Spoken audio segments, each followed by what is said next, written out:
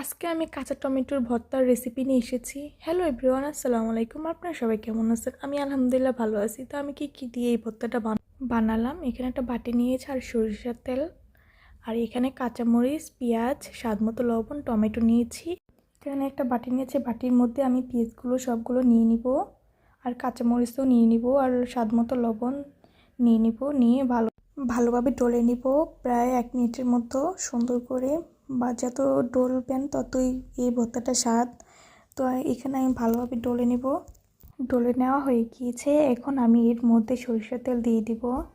আপনারা আপনাদের নিজেদের মতো নিয়ে নেবেন। তো নিয়ে নিয়েছি, ভালোভাবে মিক্স করে নিব। মিক্স করে এখানে আমি টমেটোগুলো অ্যাড করব। টমেটোগুলো নিয়ে নিতেছি এর মধ্যে। নিয়ে নেওয়া হয়ে গিয়েছে। এখন সবগুলো আমি ভালোভাবে মিক্স করে নেব এর মধ্যে। আলতো হাতে মাখাতে হবে, পুরো মোতে মাখবেন না, তাহলে টমেটোটা গলে যাওয়ার চান্স থাকে। এটা আমার হয়েছে, আমি এখন এটা প্লেটের মধ্যে নামিয়ে ফেলবো। এখন নামিয়ে ফেলেছি, দেখেন কত সুন্দর হয়েছে। আপনারা এই ভর্তাটা বাসায় বানাতে পারেন, খেয়ে দেখবেন অনেক স্বাদ। আমার ভিডিওটা যদি ভালো লেগে থাকে, না টেনে সম্পূর্ণ ভিডিওটা দেখবেন।